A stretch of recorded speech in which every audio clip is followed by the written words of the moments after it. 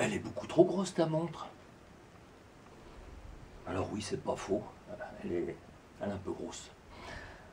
Vous savez que j'ai fait déjà une vidéo sur les montres, principalement les montres de plongée, les montres automatiques, étanches, chinoises, qui coûtent vraiment pas cher, entre 60 et 90 € généralement. Et là c'est le cas aussi, c'est une montre qui coûte pas cher, c'est une montre de plongée. Alors pourquoi est-elle si grosse? C'est parce qu'elle est étanche jusqu'à 1000 mètres. Ça paraît incroyable, surtout à ce prix-là, quelque chose comme 80 €. Et c'est vraiment une montre de très très bonne qualité. Il y a une Rolex qui est étanche à 1220 mètres, je crois. C'est pas un compte-rond parce qu'en fait, ils ont dû prendre le chiffre en pied et ils l'ont converti. Donc ça faisait pas 1000 mètres, ça faisait un petit peu plus. Celle-là, c'est étanche à 1000 mètres. Alors, on pourrait dire, oui, mais les Chinois, ils racontent n'importe quoi. La montre, elle n'est pas forcément étanche à 1000 mètres. Et d'ailleurs, j'étais pas très sûr. J'hésitais d'ailleurs, elle me plaisait, j'avais envie de. C'est une folie. C'est pas une folie pécuniairement, sur le plan pécunier, mais c'est une folie d'avoir une montre étanche à 1000 mètres. Je descendrai jamais en dessous de. Je descendrai même pas à 5 mètres. Mais c'est pour le plaisir. Et puis moi, j'aime bien les montres de plongée parce que je veux pouvoir nager, je veux pouvoir faire tout ce que je veux avec ma montre. Ah, il y a une branche là qui vient devant la caméra. Avec le vent, je crois qu'elle va continuer à venir. Bon, on va voir ça. Et donc, puis je suis amoureux des mouvements automatiques. Donc j'ai quand même, j'hésitais, j'avais envie de prendre cette montre, mais je me disais, bon, c'est pas raisonnable, c'est certainement pas une montre étanche à 1000 mètres. Et puis, on ne peut pas vérifier. Enfin, moi, je ne suis pas capable de vérifier. Je ne vais pas prendre un fil de pêche de 1000 mètres et aller avec un bateau au milieu de la mer, c'est pas possible. Par contre, il y a un expérimentateur sur YouTube, je crois que c'est un russe, je ne suis pas très sûr, je donnerai le lien vers ses vidéos, et il a une presse hydraulique, il a un caisson de pression, et donc dans le caisson, il peut simuler la profondeur pour tester des montres. Il a ainsi testé des montres chinoises qui était étanche à 200 mètres, et en fait il est descendu à 300 ou 350 mètres avant que la montre s'arrête. Donc elles sont bien étanches à 100 ou 200 mètres selon les prescriptions, selon ce qui est affirmé par le fabricant. Et là il a testé, alors c'est pas cette montre là, c'est une Cosmos, mais c'est aussi une chinoise qui vaut dans les 80 $, une montre chinoise qui est étanche à 1000 mètres. Il l'a testée avec son caisson à pression, il a fait une pression équivalente à 1000 mètres, il ne s'est rien passé, tout allait bien. Une pression équivalente à 2000 mètres, tout allait bien. Et il est descendu, je crois qu'il est descendu à 2500 mètres ou 2800 mètres avant que la montre s'arrête. Là, elle s'est arrêtée, il s'est dit, bon voilà, elle est cassée.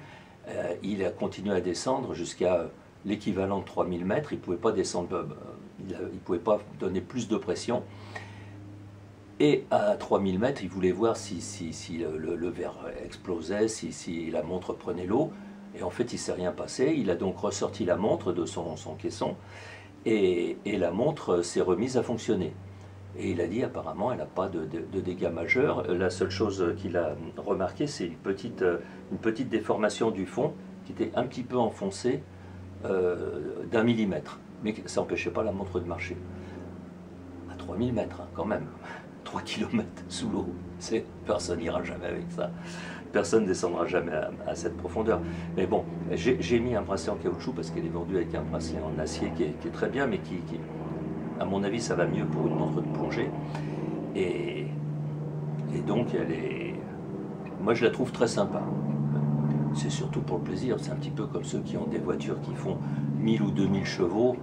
Est-ce qu'ils vont les utiliser, les 1000 ou 2000 chevaux? Certainement jamais.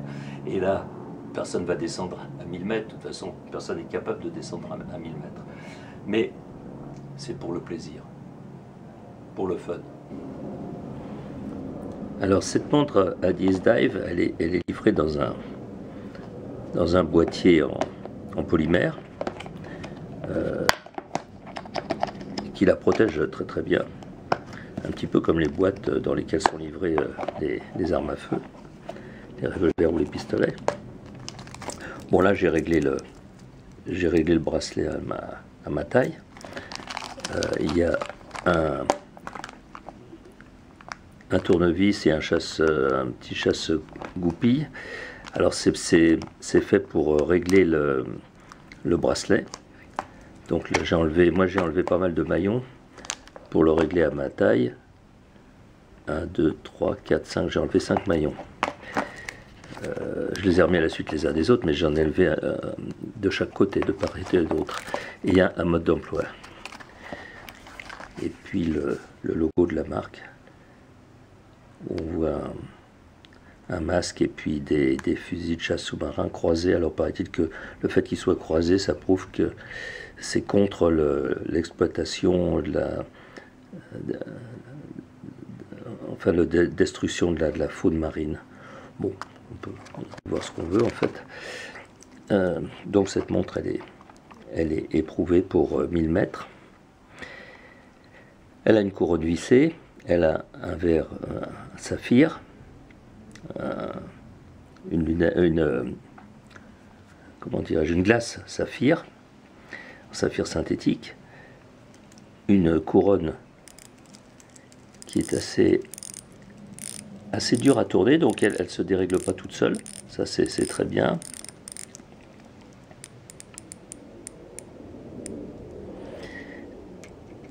Elle est quand même assez lourde, assez épaisse, mais sans trop d'exagération.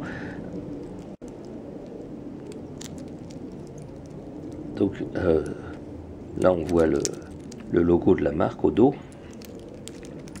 Et en fait elle se porte quand même relativement bien. Malgré ses dimensions.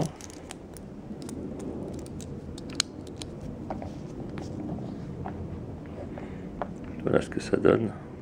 Bon là il y a des reflets, c'est pas évident à voir. Alors comme on peut le voir, cette montre se porte assez bien malgré ses dimensions. Bon, elle est relativement lourde, relativement imposante, mais c'est pas vraiment exagéré. Moi je l'ai porté, c'est tout à fait possible, ça pose pas de problème. Même je l'ai porté pour bricoler, je l'ai porté en moto, ça va très bien. Bien sûr c'est quand même une montre un petit peu spéciale. Je ne sais pas si la mise au point se fait bien là. Mais je ne vais pas la garder avec ce bracelet métallique, ce bracelet en acier inoxydable, même s'il est pas mal du tout, je trouve. Mais je préfère monter un bracelet en caoutchouc, en néoprène noir. Ça sera plus en adéquation avec la montre de plongée. Donc j'en ai commandé 2 sur AliExpress, 2 un petit peu différents. Je vais voir celui qui me plaît le mieux et l'installer. Je continuerai la vidéo après. Alors, ce que je peux dire, c'est qu'il y a une luminosité vraiment très très forte, aussi bien des aiguilles que des index, que de la lunette. Il y a une lume vraiment très puissante et qui dure toute la nuit sans aucun problème. Donc là, j'ai été très agréablement surpris. J'ai été aussi surpris par la précision de cette montre. Bon, je ne l'ai pas encore portée très longtemps, mais au bout d'une semaine, elle avait pas pris une minute. Quasiment, il n'y avait pas de différence par rapport à l'horloge connectée que j'ai pour vérifier. Donc elle a l'air très très bien comme mouvement. C'est toujours un NH35 apparemment, d'après ce qu'ils disent. Mais celui-là, il faut croire qu'il était un peu mieux réglé que d'habitude.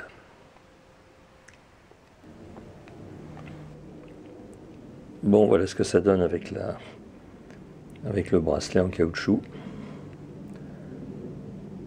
J'ai choisi celui-là, moi.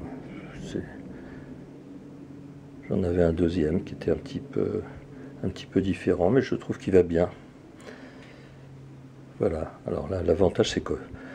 Le désavantage c'est que c'est un petit peu plus long à enfiler, mais l'avantage c'est qu'on peut régler selon qu'on a le bras qui gonfle un peu, ou si on veut porter une combinaison sur une combinaison de plongée, ben, on peut la régler immédiatement. On peut l'installer sans aucun problème.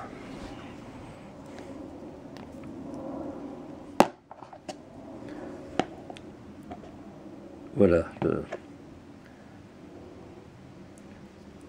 le bracelet en caoutchouc. Je trouve que ça va très bien avec cette montre. Après, c'est comme tout, c'est toujours une affaire de goût. Hein.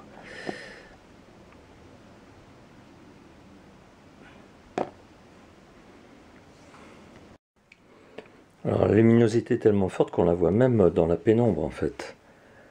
Là je suis dans une pièce qui est dans mon garage et il n'y a même pas besoin d'être la nuit pour voir cette luminosité qui est vraiment très très importante. Voilà. Et qui dure. Qui dure pendant au moins 8 heures sans aucun problème.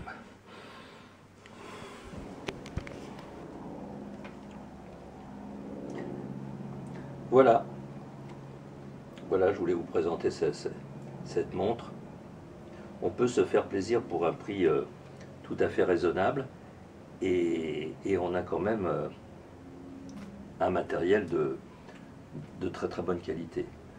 Ça a beau être un prix très intéressant, très raisonnable, c'est pas pour autant qu'on a quelque chose de mal. Hades Deep Dive, j'espère que je prononce bien, Hades Dive, ça doit vouloir dire Hades c'est les accessoires, Dive c'est la plongée. C'est une marque chinoise assez récente, je crois qu'elle doit dater de 2019 ou quelque chose comme ça, ou 2020, mais qui s'est spécialisée dans les montres de qualité pas chère, mais quand même avec une certaine qualité.